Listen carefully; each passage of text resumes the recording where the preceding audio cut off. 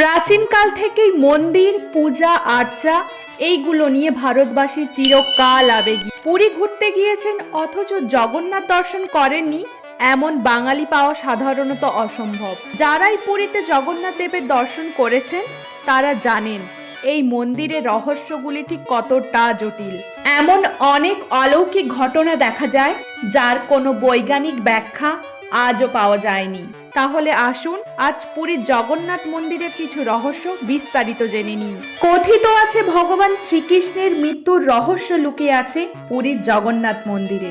দাপর যুগে শ্রীকৃষ্ণের অন্ত্যেষ্টিক্রিয়ার পর তার জ্বলন্ত হৃৎপিণ্ড নদীর জলে ভাসিয়ে দেন পাণ্ডবরা, আর সেই হৃৎপিণ্ড নদীর জলে ভেসে আসে রাজা ইন্দ্রদুগ্নের কাছে। মহারাজ ইন্দ্রদুগ্ন স্বপ্নাদেশ পেয়ে পুরীতে নীল মাধব রূপে প্রতিষ্ঠা করেন। পুরীর মন্দিরের চূড়ায় যে পতাকা রয়েছে তা সর্বদাই হাওয়ার বিপরীত দিকে উঠতে থাকে। কেন তা স্বাভাবিকের থেকে অন্যরকম আচরণ করে তার কোনো বৈজ্ঞানিক ব্যাখ্যা আজও পাওয়া যায়নি। পুরীর মন্দিরের সুদর্শন চক্রের ওজন 20 কেজি। পুরীর যে কোনো প্রান্ত থেকে দেখলে মনে হয় চক্রটি ঠিক আপনার দিকেই তাকিয়ে আছে।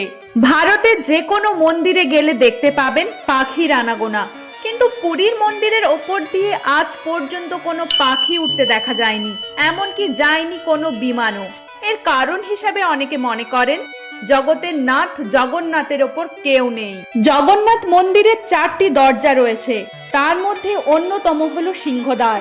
এই সিংহদ্বারের আগে পর্যন্ত সমুদ্রের গর্জন শোনা যায়, কিন্তু অদ্ভুতভাবে সিংহদ্বারের একটি সিঁড়ি পেরোলেই সেই গর্জন আর শোনা যায় না। পুরীর মন্দির এমন ভাবে তৈরি যে এর ছায়া জমিকে স্পর্শ করে না, এমনটা আপনি নিজে গেলেও প্রমাণ পাবেন। কেন এমন ঘটনা ঘটে তা নিয়ে বাস্তুকারদের মধ্যে বিতর্ক চলছে যুগ যুগ ধরে।